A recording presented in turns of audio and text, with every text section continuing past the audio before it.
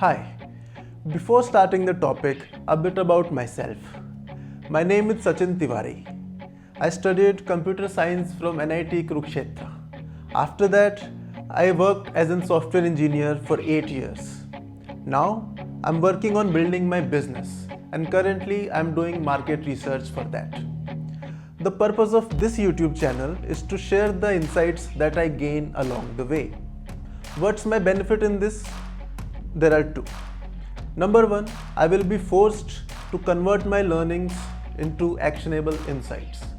And number two, I will be building audience and community of like-minded people that want to learn in life. This audience will give me my first set of customers when I'll be ready with my service or product. I told you guys all this so that the voice in your head saying, "Who is this guy making so many big claims?" will not disturb you during the video. Now let's move on to the topic. Most of the data used in this video is taken from the book The Verdict: Decoding Indian Elections. This brilliant book is co-authored by Pranoy Roy. He has been studying Indian elections since 1980 and is co-founder of the NDTV as well. I feel very lucky and grateful that I stumbled upon this beautiful book. The flow of the video is like this. I will be answering 3 main questions in this video. Number 1, what is the status of our democracy?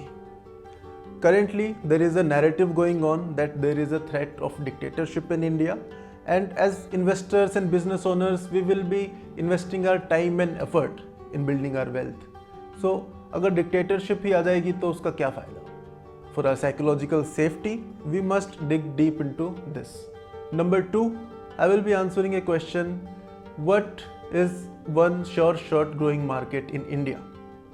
During my research, I had an epiphany. I will be sharing that.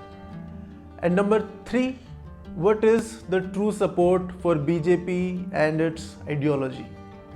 This impacts us because it directly decides which kind of marketing and advertisement will be most efficient, and if products like Boldcare, who are progressive and liberal, will work in India or not.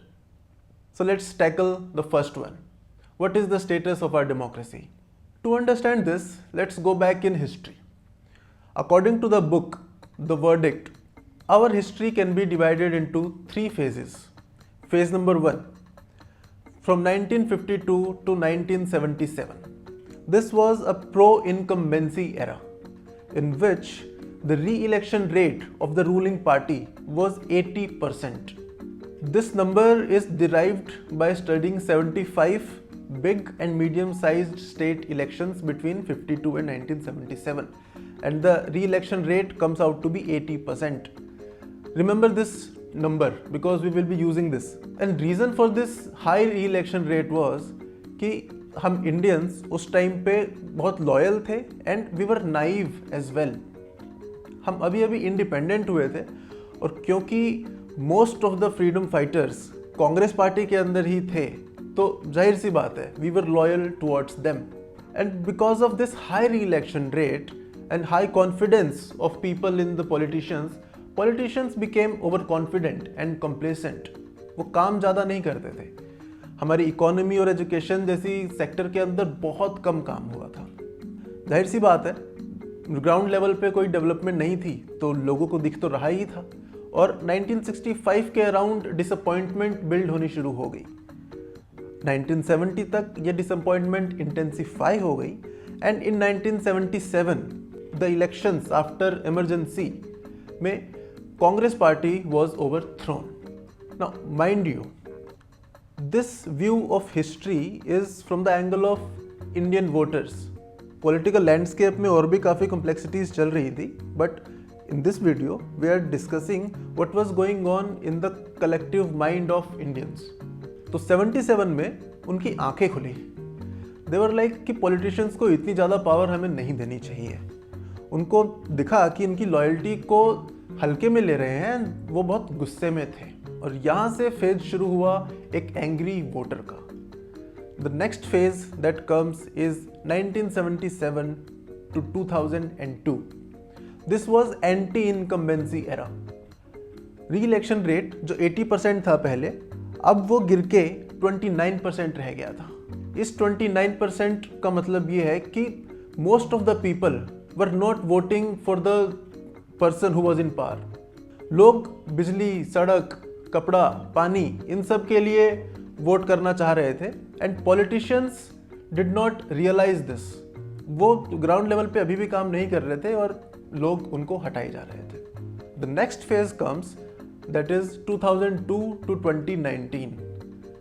This era was 50-50 era. इसके अंदर re election rate 50%, 49% to be exact था. यहाँ पे लोग जो politician अच्छा काम कर रहा था उसको री इलेक्ट कर रहे थे, जो अच्छा काम नहीं कर रहा था उसको हटा दे रहे थे. इस एरा को बोला गया कि era of a wise voter. इस एरा के अंदर जो डूअर पर्सनालिटी के लीडर्स थे उनको लोगों ने बार बार री इलेक्ट किया. जैसे शीला दीक्षित दिल्ली के अंदर, एमपी में शिवराज सिंह चौहान, उड़ीसा में नवीन पटनायक, त्रिपुरा में मानिक सरकार. ये सब लीडर्स ज़्यादा पॉपुलर थे. Of course, Narendra Modi being an exception, he was flamboyant and doer both at the same time. So, जैसे हमने देखा कि there was a transition of Indian voter from naive to a wise voter. This is a sign of a mature democracy. We must understand that democracy is rule of people.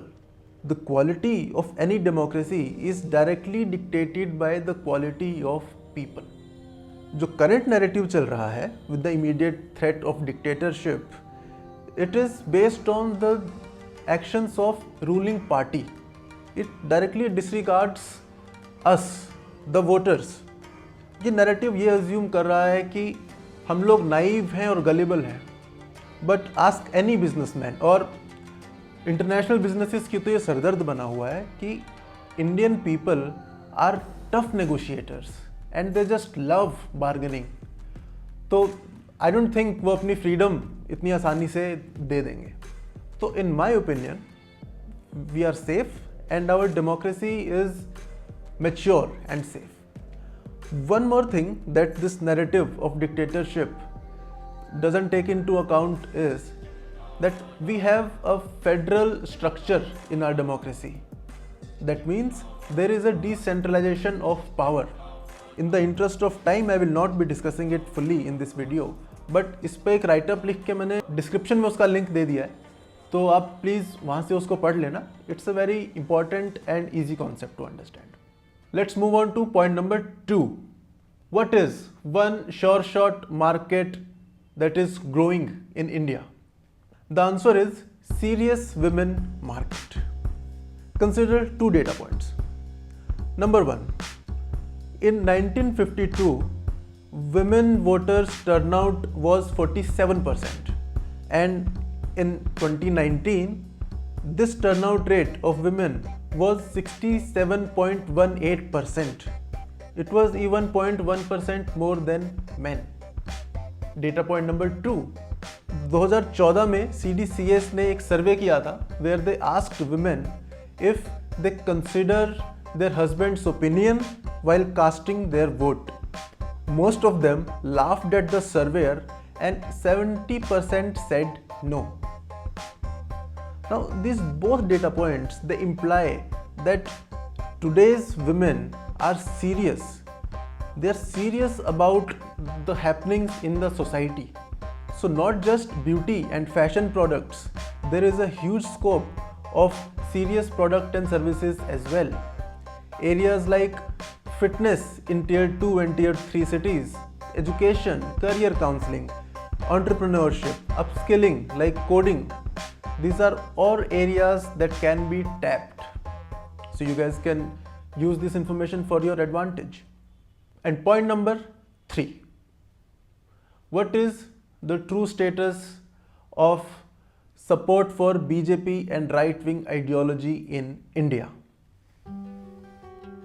Disclaimer, this is a guesstimate of mine which relies on some assumptions. These assumptions will be cleared out, but use this information and this opinion wisely. I feel that the support or perceived support of BJP and right-wing ideology in India is inflated. And there are some numbers to support it as well. Let's consider this. 2019 में 90 crore registered voters थे.